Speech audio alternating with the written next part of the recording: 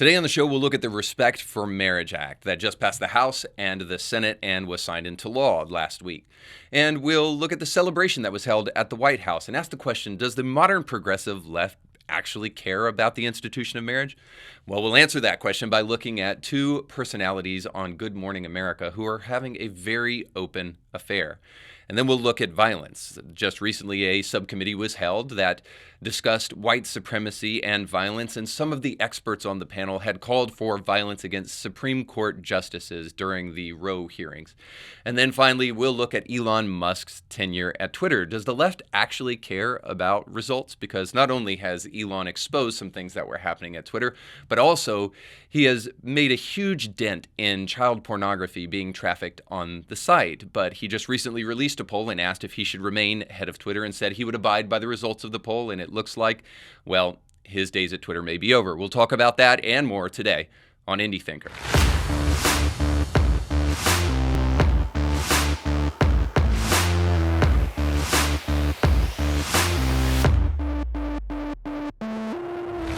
Today's show is sponsored by our friends over at Element Home Loans. If you're looking for a brand new home and you want to get in the game before interest rates go even higher, then you need to go to kevinblairteam.com right now to get pre-qualified for a home loan.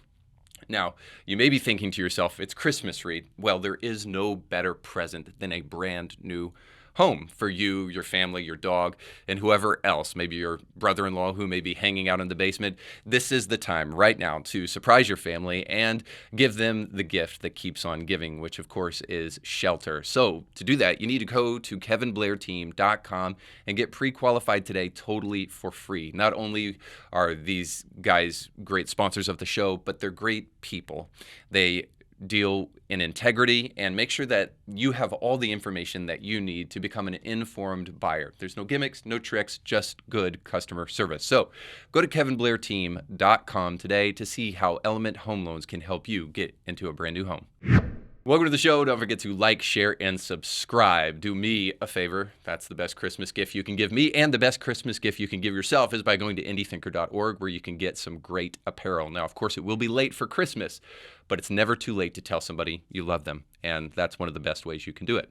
Now, today we're going to be talking about the American left, which consistently wants to take you back in time for some reason. Like Marty McFly making out with his mom, they have no sexual moral values, and they think that we're in the 1950s for some reason. They'd like you to believe that. Nothing has changed since then, and that marriage rights for homosexuals are dangerously close to being canceled by religious bigots who just can't mind their own business and desperately want to pollute society with their purity culture. Before long, every single one of them will have you wearing purity rings and making you stay 6 inches away from women. But I think we know better because the modern day left is entirely regressive.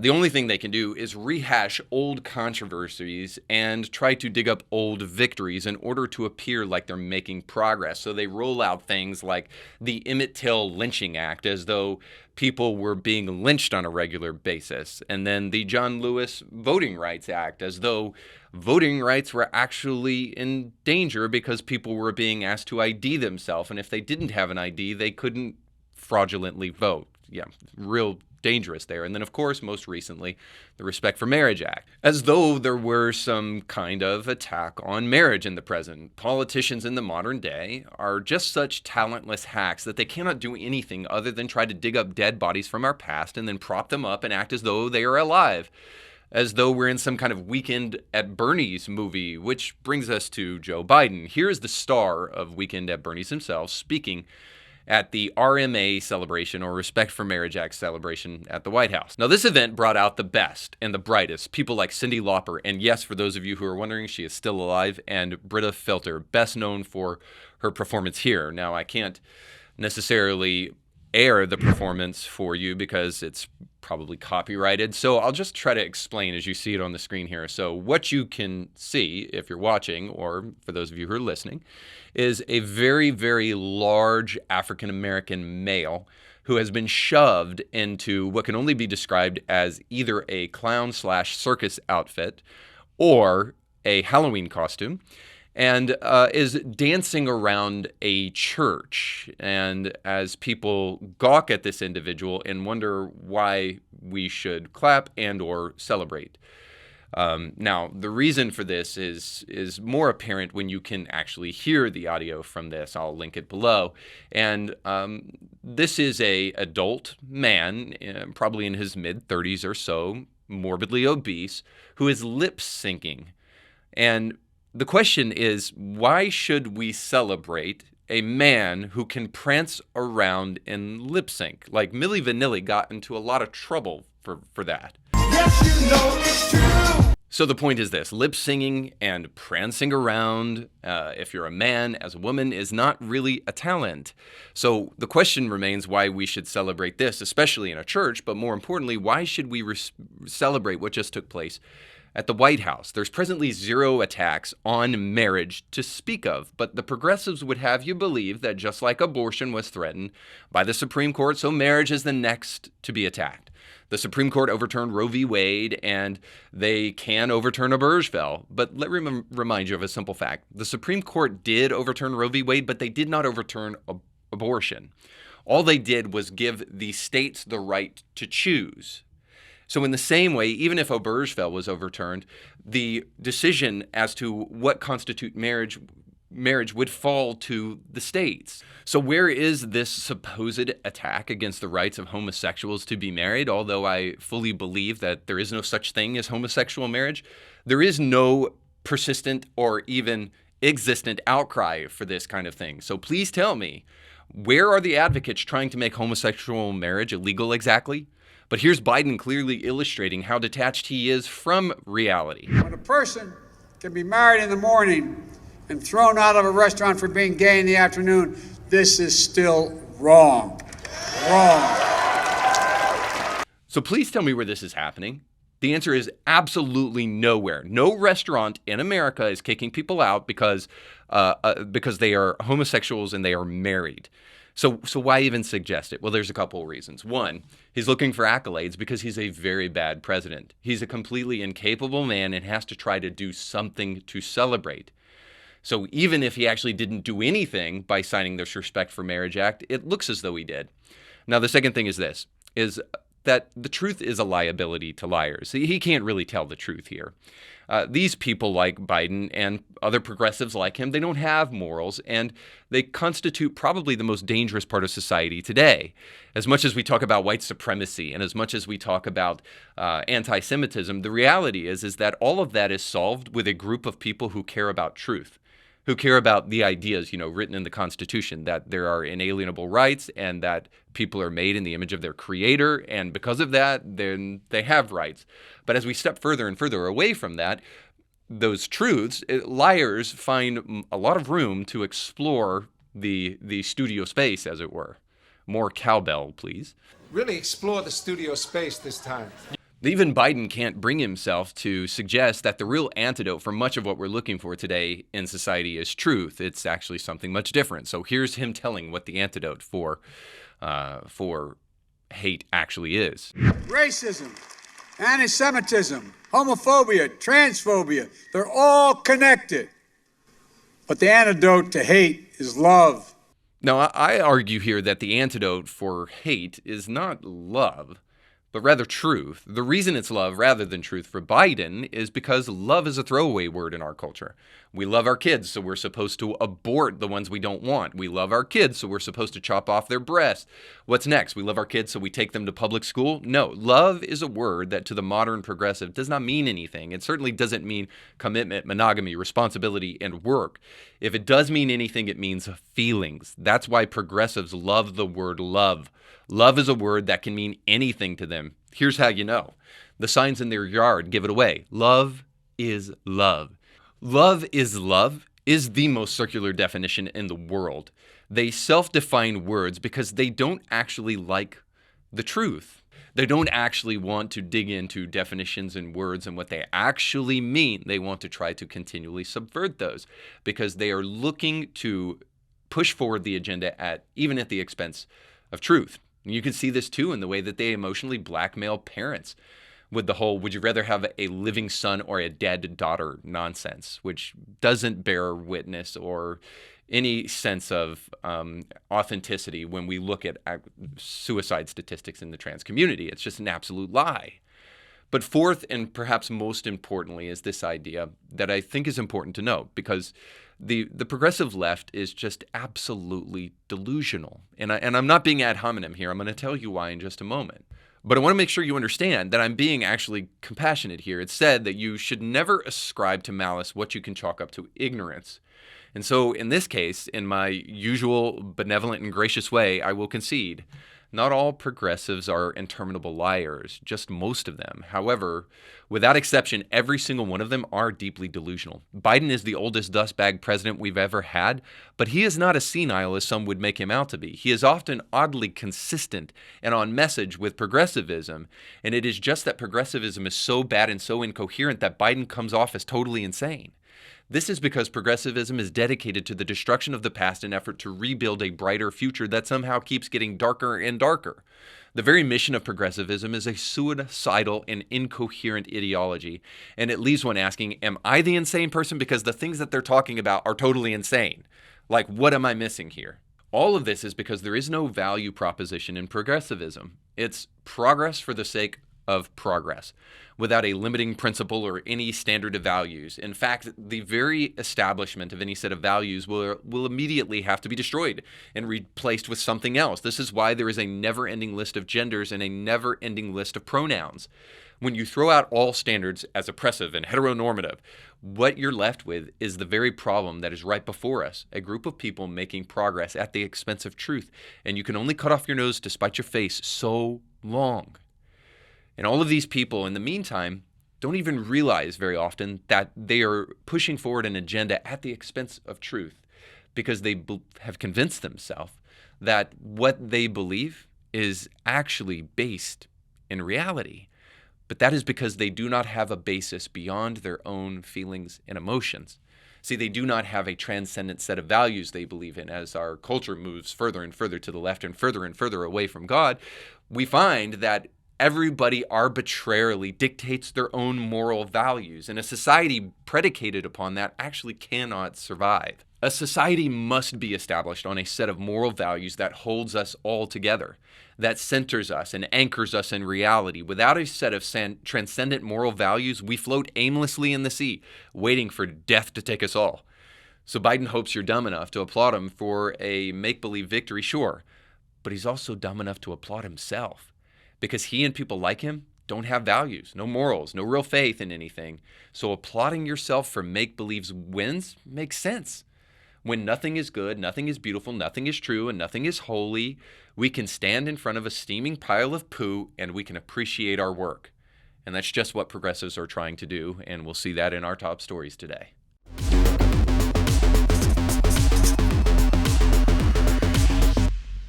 This weekend, I'll be releasing a special Christmas episode that will have a friend of mine coming on the show, and we're going to be doing some dad jokes, and he's qualified for this because he is a dad of girls, so pray for this guy.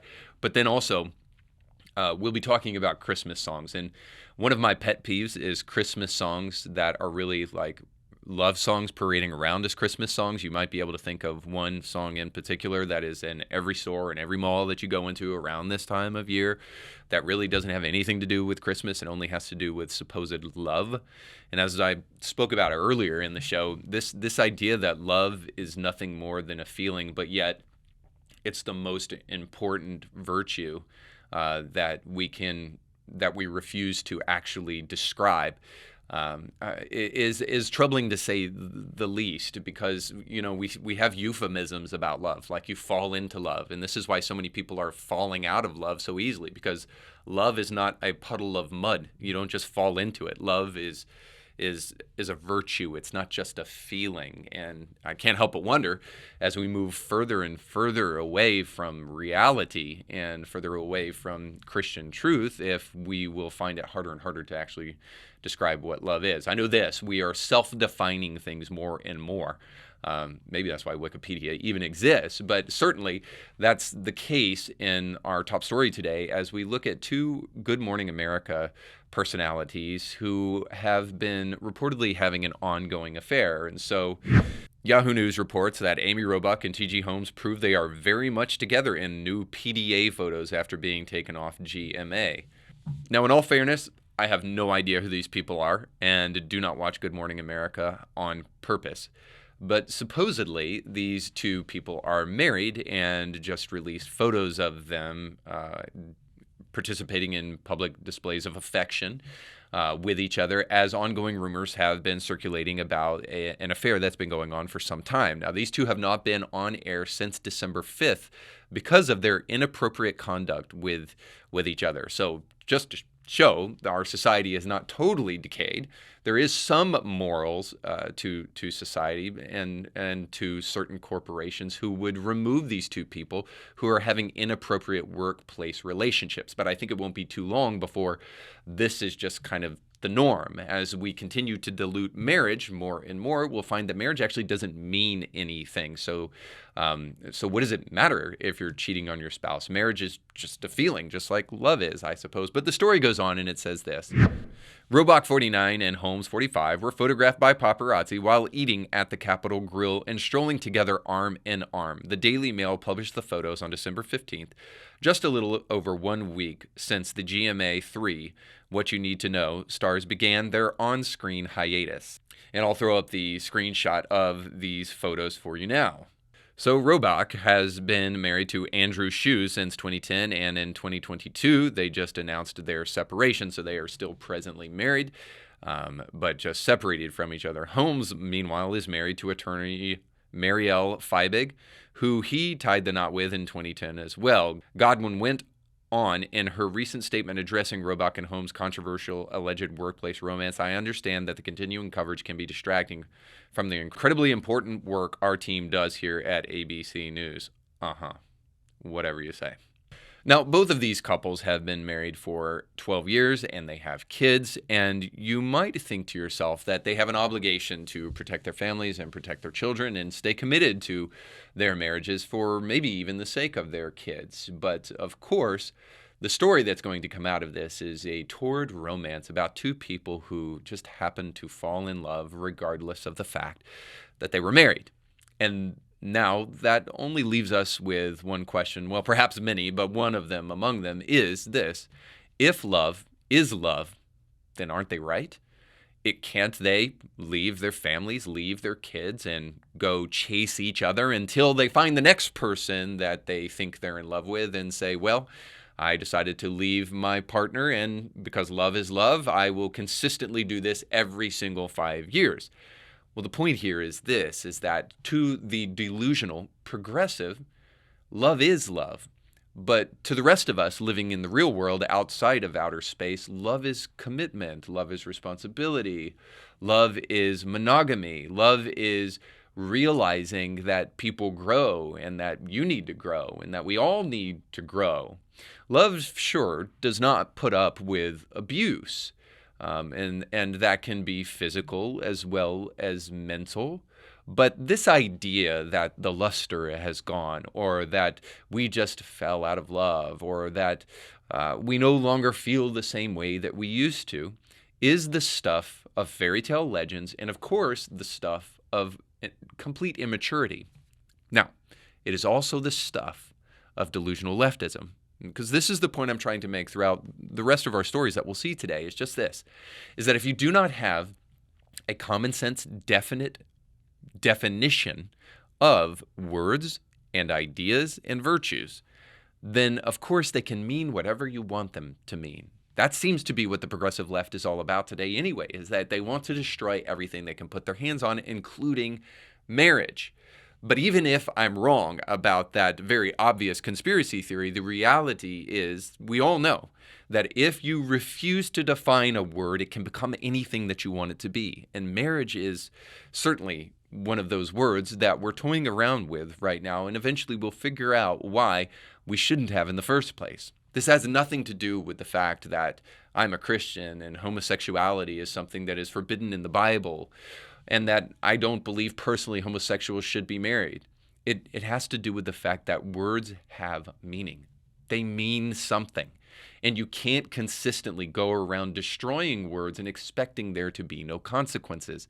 I would say this is true for those of us in Christian communities, and for those watching who are not in those communities. I can only hope you get this. But for the longest time, we've battled in Christian churches with whether or not we should use words like repentance and sinner and those kind of things, and whether or not those push people away. So let's just reestablish the language, and let's re-educate ourselves to not use those Bible words, but use more modern vernacular. So instead of sinner, we'll just use somebody who has maybe lost their way, or somebody that has low self-esteem. And all of that is to absolutely change not only the definition of sinner, but to try to attempt to change reality. And we do so at our own peril. And we'll see this is not only true of marriage, but also violence. Because perhaps people who talk about violence are more interested in one-sided definitions for their own agenda's sake, more so than they are because they actually are concerned about violence. Because just recently, there was a subcommittee being held about white supremacy and violence. And some of the experts on the panel had some interesting things to say, one in particular. Now, before I get to the clip, I have to go towards this kind of appeal to expertise and the logical fallacy that is, because it's really clear that the word expert absolutely means nothing anymore in society today. Part of our kind of loosening of actual real definitions, and no longer having standards and morals and anything which we can look to derive true, authentic moral values from as a society, as we kind of push aside religion and push aside the Bible as antiquated. We're finding that we're cutting off our nose to spite our face a little bit, and one of them is that we have these incessant subcommittees on white supremacy and violence. This is another one of those things that I have to ask about. Like, when was the last time you saw white supremacy? Now, take away TV, take away movies. Last time you saw white supremacy. I mean, is this is an issue whenever it happens? But is it an issue in terms of its frequency and its volume? I think not. But yet we're still endlessly wasting taxpayer dollars bringing on supposed experts to talk about this very thing. Now, to show you why this is troubling, to say the least, is one of the experts on this panel has an interesting history in terms of rhetoric. So in effort to expose hypocrisy whenever we can, and it is glorious in this instance, here's this subcommittee and one of the experts on the panel. Check this out. Is rhetoric on social media a problem and a threat to our democracy, Mr. Ward? Yes, absolutely. Mr. Siegel? Yes. Ms. Caraballo? Yes. Ms. Nomani? Yes. Ms. Tyler? Yes. Another question I have, do you believe that rhetoric targeting officials with violence for carrying out their constitutional duties is a threat to democracy, Mr. Ward? Mr. Siegel? Yes. Yes. Yes. Yes. Yes. All right, thank you very much. Only a few weeks after the attempted attack on a Supreme Court justice on June 25th, one of the witnesses, Alejandra Caraballo, tweeted out the following in response to a decision on abortion overturning Roe v. Wade, and I'll quote directly from the tweet: "The 6 justices who overturned Roe should never know peace again. It is our civic duty to accost them every time they're in public. They are pariahs. Since women don't have their rights, these justices should never have a peaceful moment in public again." I know something about being accosted. The night of January 5th, I was physically accosted on the streets of DC in Navy Yard by a constituent of mine. I fervently blamed rhetoric on social media, rhetoric at public events, for being physically accosted. I carry a gun everywhere I go when I am in my district and I'm at home, because I know personally that rhetoric has consequences. I've had my car keyed. I've had my house spray painted. I had someone trespass in my house as recently as August. I've been doxxed on social media about where I live. And I've had to add to security everywhere I go. Often, because I can't afford it, I have to carry my own firearm wherever I go. Now, I showed you that because it's just truly epic, but I also wanted to show it to you because I think it's interesting. The left is very quick to try to attribute motive to things that the right has said. This happened just recently with the Club Q shooter in in Colorado. But here I think we have a very clear distinction that I think is important to note, is we have somebody literally asking for Supreme Court justices to be accosted. And I can't think of a single person who has actually asked for a drag queen to be attacked, like at all. So here's just a small little suggestion for my expert on the panel there. Moral consistency happens with moral values. And I just want to say this one last thing to a more broad audience, which is this, is that we often think that we need to lie to be kind. This is not benevolence in any shape, form, or fashion. Lying to people for the sake of kindness is actually abuse. This is a kind of mental abuse, especially when done for those who believe that they're of a different gender because they feel a certain way and want you to use their pronouns. The reality is that somebody trying to force you to speak a certain way is actually way more abusive than actually telling somebody that they might be wrong about something. The point is this, is that Christians especially get this wrong, that to be honest is to be unkind. Now, should we present the truth in a way that's appealing to people? Absolutely. We need decency. We need to be winsome. But we often confuse the fact that the truth can often confront with the fact that it is unloving. But being confrontational, according to Scripture, is actually very loving. I mean, that's what the Bible says. It says that secret kisses are actually really destructive, but open wounds are actually beneficial to people. So in other words, don't lie to people and make them only feel good about themselves when the truth is at stake, because being honest with people is way more beneficial than lying to people to their face. So we'll see that in our next story, because there are some people who are not concerned whatsoever for Elon Musk's feelings, which I think is interesting, because recently he just put up a poll to see if he should remain head of Twitter, and it looks as though the poll is leaning in one direction, as you can see on the screen. It looks like the vast majority of people, well, I say vast majority, but certainly the majority of people think that he should step down as the head of Twitter. Now, I think this is very interesting, and one of the reasons I wanted to bring it to our attention is that since Elon Musk has taken over, it is clear that it is in better hands than it used to be. This is obvious from the fact that the Twitter files have exposed all of the things that were going on behind the scenes at Twitter, including shadow banning of individuals that certain left-leaning people in places of authority didn't like. That's the likes of Charlie Kirk, that's the likes of Dan Bongino, and many, many more. So not only were people being shadow banned, but also the FBI had a very sickeningly close relationship with places like Twitter, and we can only imagine what's going on at Facebook, but certainly places like Twitter to make sure that they shut down information on the Hunter Biden story and so much more. And still more information is yet to come. But this is the important thing about Musk, is that we never would have known any of that if it weren't for Musk. But maybe if that's not enough for you, because I know that there are leftist journalists crying crocodile tears right now that they're being exposed for their lack of real journalistic integrity, because they refuse to actually report on these things and wish to suppress stories as well. If that's not enough, the one thing that Musk has done since he has been the head of Twitter is to shut down child pornography on Twitter. In fact, the Daily Wire just released a recent statistic showing that there has been a 57% increase in November of child exploitation suspensions.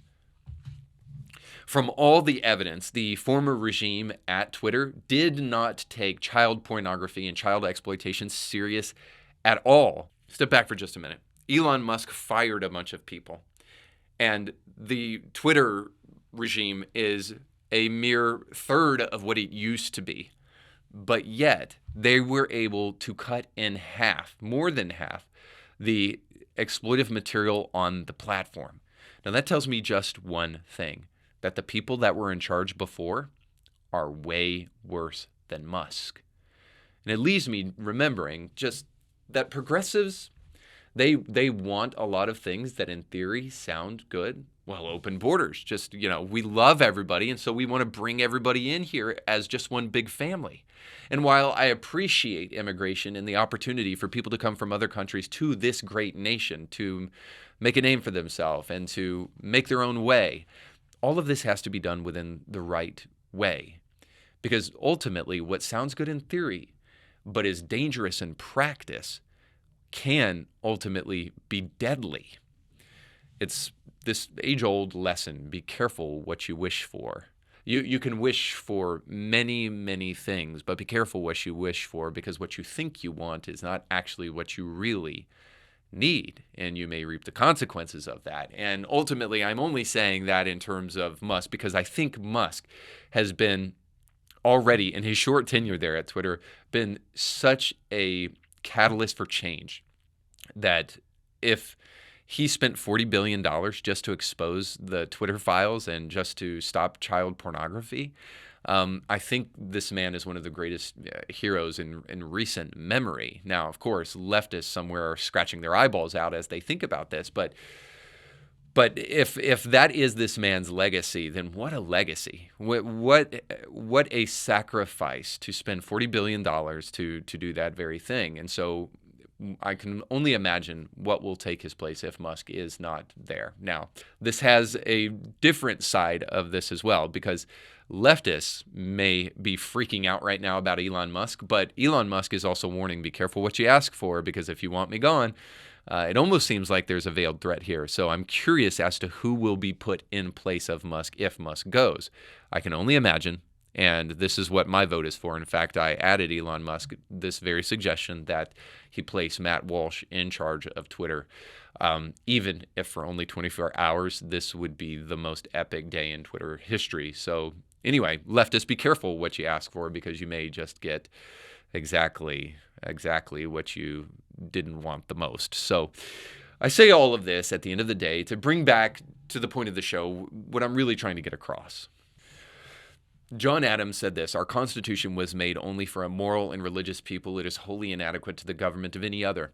I would argue that all society is dependent upon a religious people, because endemic to religious people is a code of conduct that is held in high regard and higher than desire.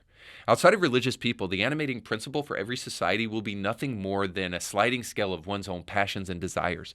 The modern progressive movement knows that and celebrates it. For what could be better than one's feelings? However, we instinctually know that a society based upon individual feelings is a recipe for disaster.